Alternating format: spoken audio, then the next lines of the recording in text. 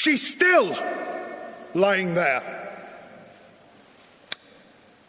He's still lying there. Those were the words spoken by the Archbishop of York when he stood in this cathedral last October to help us at SCCCC celebrate 50 years. 50 years of providing good, neighbourly and caring services. 50 years of serving the vulnerable community of Sheffield. 50 years as servants of the Church. He spoke about a Samaritan and not about walking on by.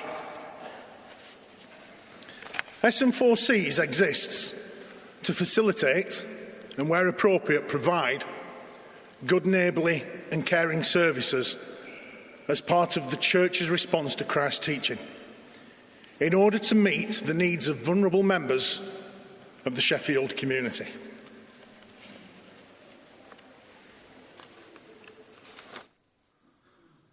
So,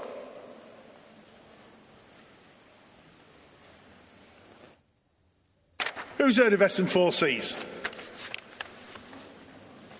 Probably about 20% of you. Sheffield Church's Council for Community Care. 52 years old this year.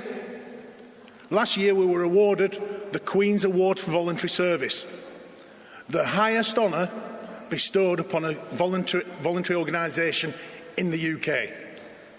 And we're one of only 9 to have received it in Sheffield since its launch in 2002.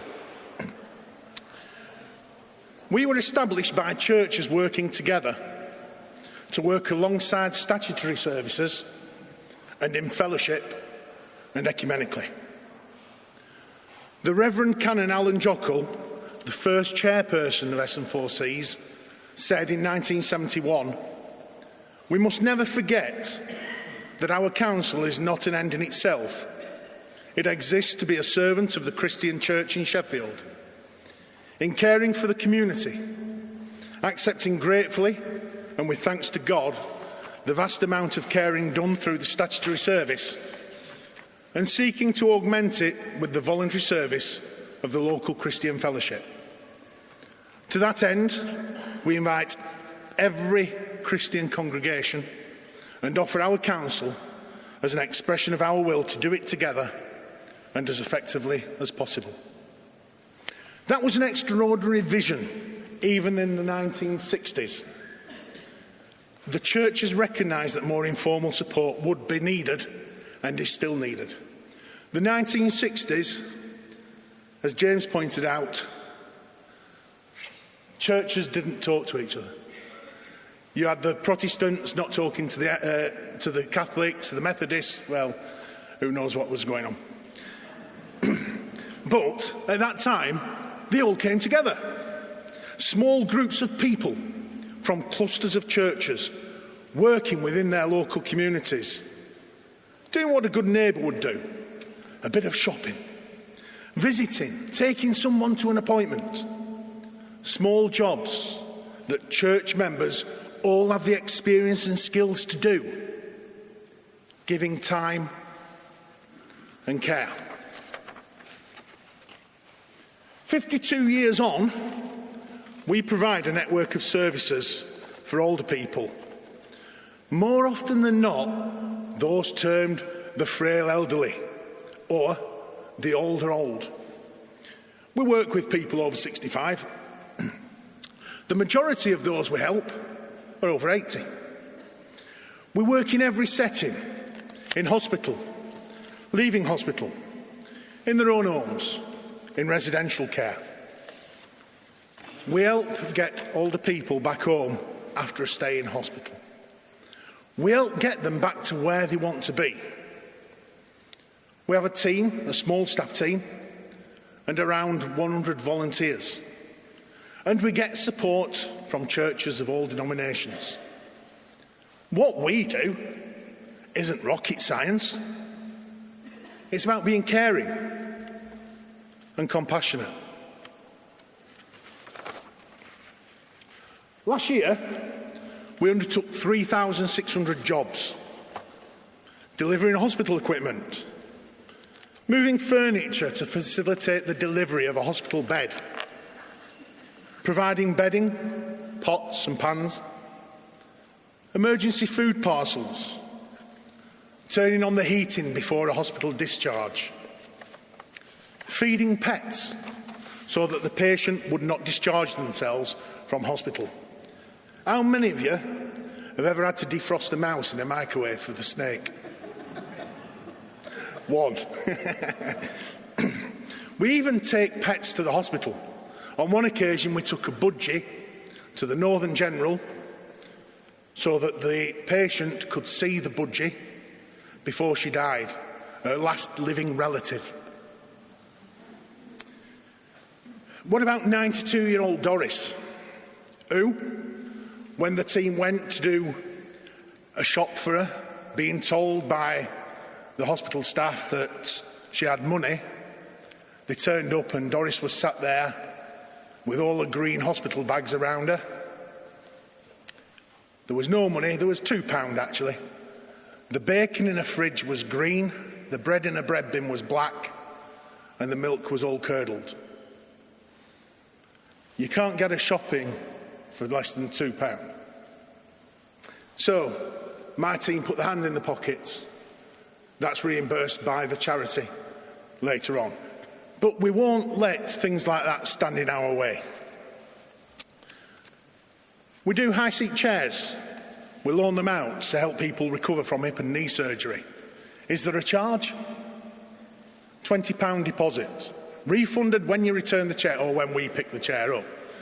Now, these chairs, nobody wants to keep them.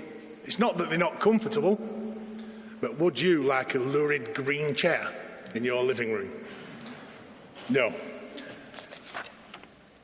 That's a nice colour, that one.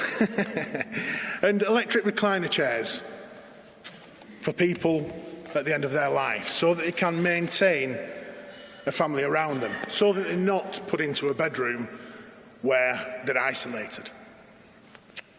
And of course, talking of isolation, we help to prevent loneliness and isolation. That devastating social phenomena that sees 3.6 million people aged 65 having television as the main form of company.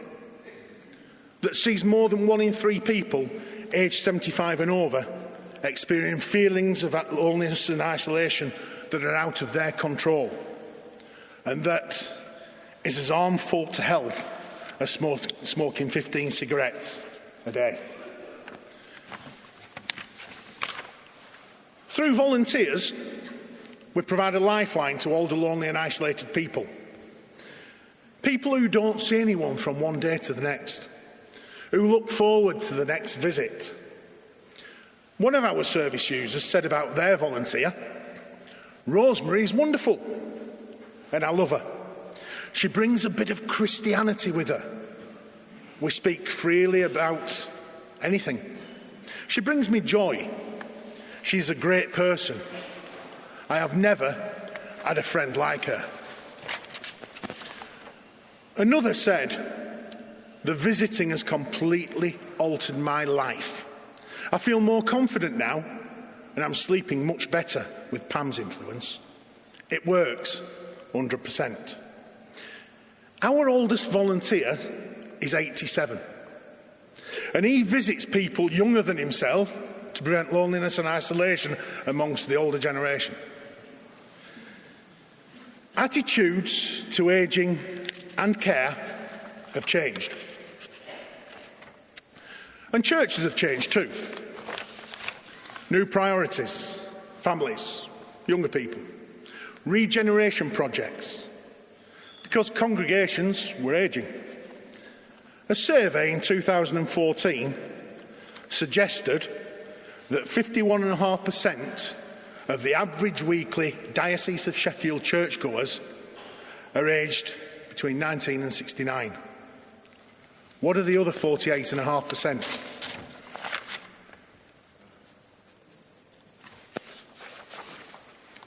Relationships between S&4Cs and the church have fluctuated over time. Now, we did a lot of work trying to connect with different churches. One of the churches within the Sheffield Diocese, when I rang them up, said, "Who are you?" I explained who we were. Their response was, "Once you take Jesus down off the cross, there's no point."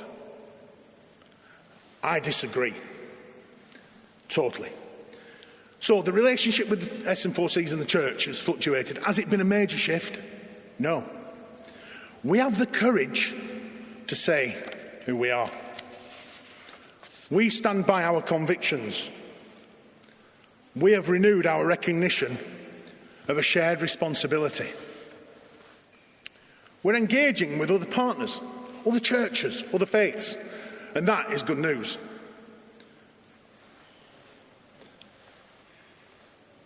But the small churches with older congregations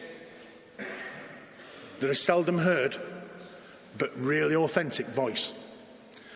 This is where we must engage heads and hearts. This is what we feel at SN4Cs. There are massive issues of justice for us to deal with. Poverty, the quality of care, paying for care. Ageism, in its worst form, exists in society today. Much in the media about older people is negative.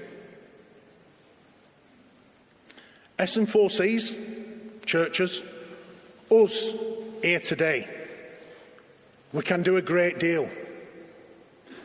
But we can't do it alone. The issues affecting older, vulnerable people in our society, in Sheffield, and the wider community, these issues, they're very personal issues. It's about our mums and dads, our neighbours, and it's also about those many invisible people who don't or can't get out anymore. It's about a good quality of life for everyone. Isn't this what we believe as Christians or Samaritans? A just and fair world where everyone matters. Whatever you do, choose to do something. Because doing nothing is not acceptable.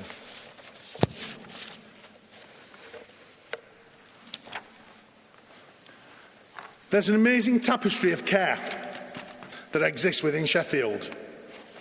The knowledge, skills, available resources and policies bringing strength to the creative pattern of care. Patterns of care that match and balance the person's values, needs and interests.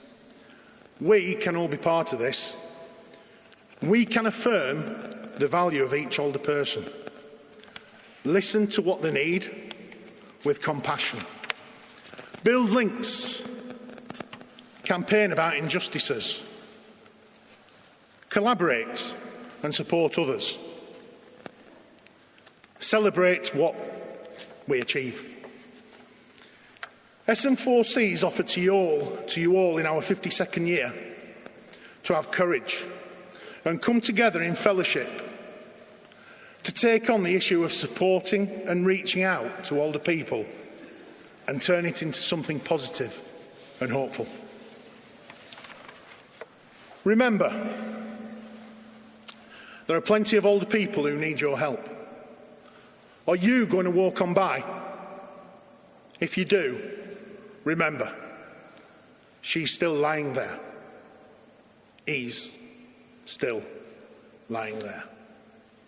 Thank you.